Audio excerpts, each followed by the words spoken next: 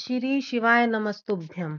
दोस्तों, हिंदू संस्कृति पर्वों की संस्कृति है और बसंत पंचमी ज्ञान को समर्पित पर्व है, क्योंकि ज्ञान से ही मनुष्य की उन्नति संभव होती है। सूर्य के मकर राशि में जाने के बाद यह ऋतु परिवर्तन का समय होता है। बसंत पंचमी का संबंध साहित्य, कला और संगीत से भी जुड़ा हुआ है। यह दिन विद्यार्थियों के लिए बहुत खास माना जाता है। माँ सरस्वती की कृपा से मनुष्य बुद्धिमान, ज्ञानवान और विद्वान बनता है। बसंत पंचमी का पर्व माघ माह की शुक्ल पक्ष की पंचमी तिथि को मनाया जाता है। इस वर्ष बसंत पंचमी 2 फरवरी 2025 को मनाई जाएगी।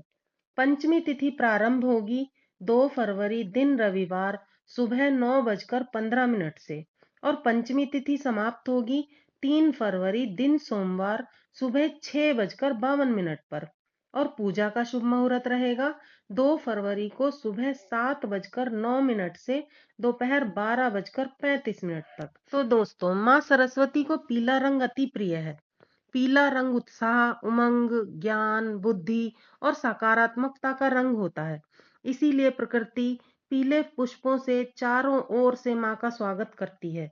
ज्ञान की देवी माँ सरस्वती धवल वस्त्र धारण करती है, जिसका अर्थ होता है सहजता और जिज्ञासा। इसीलिए जिज्ञासु होना ज्ञान प्राप्त करने की पहली सीढ़ी माना जाता है। विद्यार्थियों को माँ की विशेष उपासना करनी चाहिए। बसंत पंचमी के दिन सुबह स्नान करने के बाद पीले वस्त्र धारण करके ललाट पर केसर चंदन का तिलक लगाएं। माँ को पीले फूलों की माला अर्पित करें और उनके समीप बैठकर एकाग्रचित होकर ओम ऐं सरस्वते नमः मंत्र का जाप करें। फिर माँ को भोग लगाएं। माँ सरस्वती को बेर बहुत प्रिय है। इसके बिना उनका प्रसाद अधूरा ही माना जाता है। इसलिए माँ का आशीर्वाद प्राप्त करने के लिए बेर का जरूर भोग लगाएं। इसके अलावा माँ को मालपुआ और बूंदी का भी भोग लगाकर उनका आशीर्वाद प्राप्त कर सकते हैं। माँ के सामने हाथ जोड़कर विनती करें और उनसे अपनी मनोकामनाएं और इच्छाएं बताएं और माँ की कृपा प्राप्त करें। उनसे प्रार्थना करें कि माँ हमारी इच्छाओं और मनोकामनाओं को पूर्ण करें, हमें ज्ञान दें, बुद्धि दें। इस वर्ष माँ सरस्वती 3 नक्षत्र में पधार रही हैं। पहला है शिव योग, जो कि ज्ञान, आध्यात्म और गूढ़ रहस्यों को जानने के लिए प्रसिद्ध है। यह मनुष्य को धर्म और सेवा से जोड़ता है।